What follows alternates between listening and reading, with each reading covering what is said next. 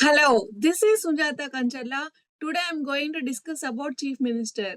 I am going to discuss about appointment of CM, both term and salary of CM, powers and functions of CM. This topic is very much useful for UPSC students and all other state exam students and other person who wants to know about Chief Minister. Let's discuss about appointment of CM. The governor is the nominal executive authority and the Chief Minister is the real executive authority. The governor is the head of the state while the chief minister is the head of the government. Article 164 only says that the CM shall be appointed by the governor in accordance with the conventions of parliamentary system of government. The governor has to appoint the leader of majority party in the state legislature. But when no party has clear majority in assembly, then the governor may exercise his discretion in the selection and appointment of chief minister.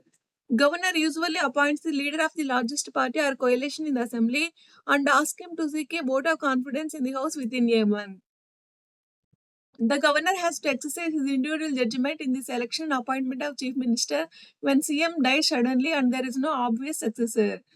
The constitution does not require that a person must prove his majority in the legislative assembly before he is appointed as the chief minister. The governor may first appoint him as CM and then ask him to prove his majority in the legislative assembly within a reasonable period.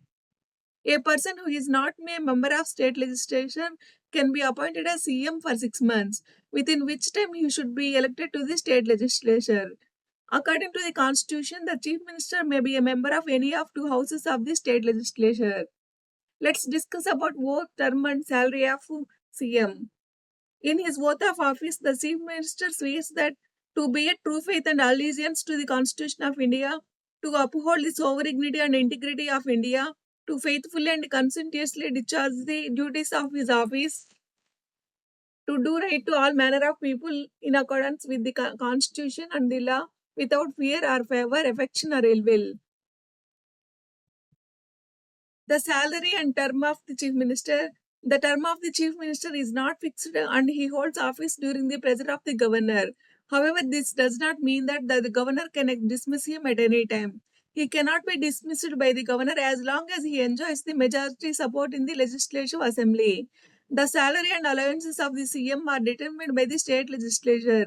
In addition to the salary and allowances which are payable to a minister of the state legislature, he gets a sumptuary allowance, free accommodation, traveling allowance, and medical facilities. Now let's discuss about powers and functions of CM in relation to Council of Ministers.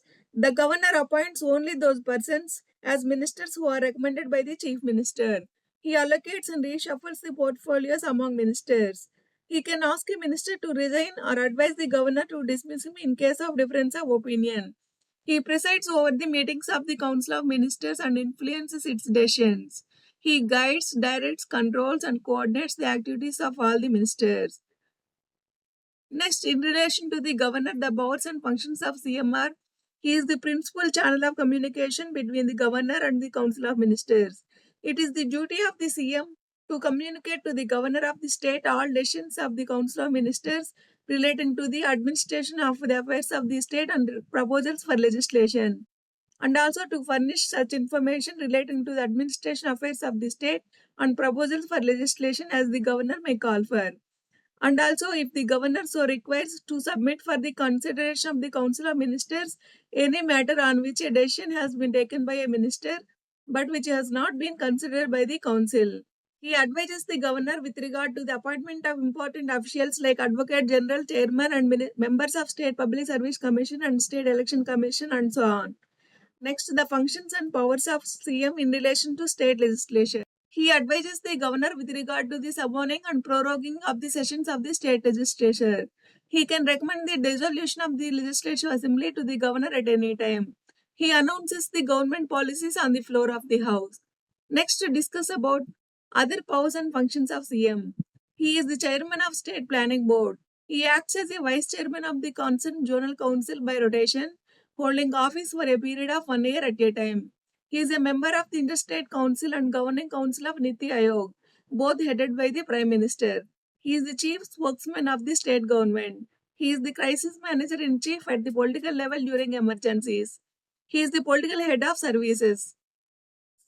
Now let us discuss about relationship with the governor. Article 163 says Council of Ministers to aid and advise the governor.